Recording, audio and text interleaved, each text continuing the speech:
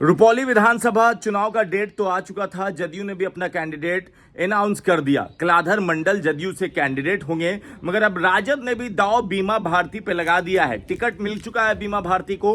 क्या हुआ है पूरा मामला हम आपको एक एक करके बताएंगे। देखिए, रुपौली विधानसभा जो बीमा भारती के इस्तीफा देने के बाद खाली होती है और पूर्णिया लोकसभा से बीमा भारती चुनाव लड़ती हैं, मगर 27,000 और कुछ वोटों के साथ ही वो रुक जाती हैं और जो उनकी हार होती है वो 5 लाख से ज्यादा वोटों से हो जाती। और फिर सबको लग रहा था कि बीमा भारती को राजद साइड कर देगी, बीमा भारती के चुनावी राजनीतिक दिन लद गए। मगर कल क्या हुआ, बीमा भारती लालू यादव से मिलने पहुंचती हैं। उसके बाद बीमा भारती के घर पे पुलिस की दबिश होती है और 24 घंटे में जो भागम भाग हुआ वो एक तरह से संकेत दे रहा था कि कुछ ना कुछ बड़ा होगा।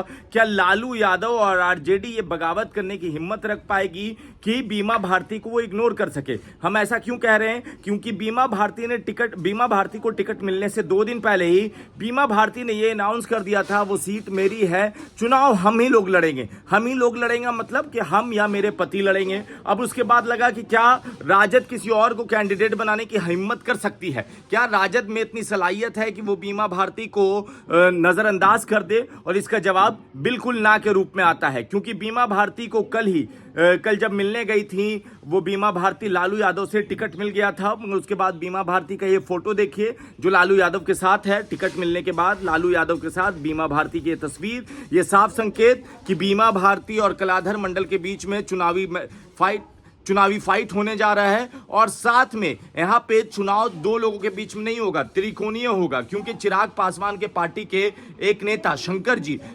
जी वहां से मैदान में चुनाव में उतर रहे हैं, जो 2005 में उस सीट पे जीत हासिल की थी। और उसके बाद से वो रेगुलर चिराग पासवान के पार्टी में बने हैं। मतलब रामविलास पासवान जब थे, रामविलास पासवान के साथ, अब चिराग पासवान के साथ, तो ये सारा कुछ हो रहा है। चिराग पासवान के पार्टी से इस्तीफा दे चुके हैं और उसके बाद वो निर्दलीय मैदान में आए हैं। दूसरी तरफ कलाधर मंडल जेडीयू मतलब एनडीए के कैंडिडेट, और अब बीमा भारती मतलब महागठबंधन की कैंडिडेट। क्या पप्पू यादव भी अपना कैंडिडेट मैदान में उतारेंगे? क्या पप्पू यादव बीमा भारती को समर्थन देंगे, कलाधर मंडल को समर्थन देंगे, किसको समर्थन देंगे, ये बड़ा सवाल है। मगर रुपौली विधानसभा का चुनाव जो उपचुनाव है बहुत ही इंटरेस्टिंग होते जा रहा है और इसको इंटरेस्टिंग बना दिया है राजद ने जैसे ही बीमा भारती को टिकट दिया।